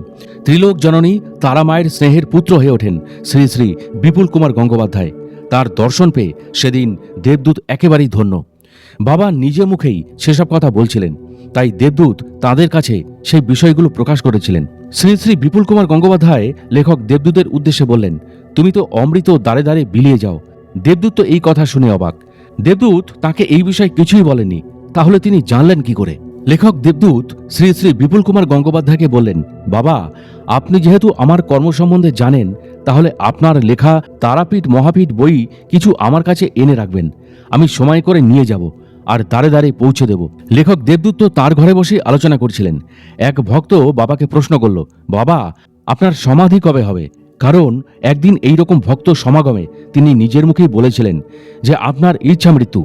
বাবা, আপনি অপরাধ নেবেন না। উত্তরে শ্রী শ্রী বিপুল কুমার গঙ্গোপাধ্যায় বললেন, জপের মালা তুলসী হোক বা রুদ্রাক্ষ, তাতে গুতি থাকে 108টা, তাই না? উপস্থিত সকলে হ্যাঁ বললেন। তিনি তখন বললেন, এখন আমার বয়স 80, তাহলে আরও 28 বছর থাকতে হবে। তিনি আরও বললেন, আমি যেদিন ইচ্ছা মৃত্যু বরণ করব সেদিন তোমরা সবাই স্টেডিয়াম ভাড়া করবে। বিশ্বে আমার যত ভক্ত শিষ্য আছে তারা সবাই আসবে। আমি সবাইকে জানিয়েই এই স্থূলদেহ ত্যাগ করব, অর্থাৎ আমি ইচ্ছা মৃত্যু বরণ করব। লেখক দেবদূত বাবাকে প্রণাম জানিয়ে তার অনুমতি নিলেন।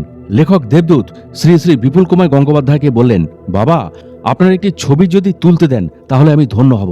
তিনি ছবি তুলতে দিলেন। সংযমী সাধনার প্রাণ। সংযমী কামকে প্রেমে পরিণত করে। কাম থেকে প্রেমে উত্তরণ দীর্ঘ পথ। এটা কঠিন পথও বটে, বারবার পদস্খলনের সম্ভাবনা। কিন্তু মনে রাখতে হবে, কাম উপভোগের সুখ অল্পকাল স্থায়ী, কিন্তু পরে তা দুঃখদায়ী। প্রেমে যে সুখ তা অনন্ত। যে সাধকের মধ্যে দীনতা গুণ বর্তমান, সেই সাধকের ওপরই ভগবানের কৃপা হয়। নিরীহভাবে যেখানেই থাকা যাক না কেন, পরম শান্তিতে থাকা যায়। এই সংসারে আমাদের কারো আপনজন বলতে কেউ নেই। যারা আছে তারা এ দেহ পতন হলে কিছুই আর করার শক্তি পাবে না। জগতে একমাত্র আপন ও বন্ধু হলেন ভগবান। আমরা যা পাপ করেছি আর নয়, এবার সত্যপথ অবলম্বন করা দরকার। এই কথা সেদিন উপস্থিত ভক্তদের এবং দেবদূতকে বলে শ্রী শ্রী বিপুল কুমার গঙ্গোপাধ্যায় নিজের কথা থামালেন। দেবদূত তাকে দূর থেকে প্রণাম জানিয়ে নিজের বাড়িতে সেদিন ফিরে আসলেন এক রাস পরম তৃপ্তি নিয়ে। প্রিয় দর্শক ও শ্রোতা, আজকের এই কাহিনীটি আপনাদের কাছে কেমন লাগলো তা অবশ্যই আমাকে কমেন্ট ও লাইক দিয়ে জানাবেন। এবং এই ধরনের কাহিনী নিয়মিত যদি পেতে চান, তবে অবশ্যই আমাদের সাধক অলৌকিক রহস্য ইউটিউব চ্যানেলটি একটুও মনে দ্বিধা না রেখে বা সময় নষ্ট না করে এখনই সাবস্ক্রাইব করে ফেলুন এবং পাশের বেল আইকনটিও অল করে দিতে ভুলবেন না। তাহলে আজকের মতো বিদায় নিচ্ছি। খুব শীঘ্রই ফিরে আসছি কোনো মহাত্মা যোগী পুরুষের অলৌকিক জীবন কথাকে নিয়ে।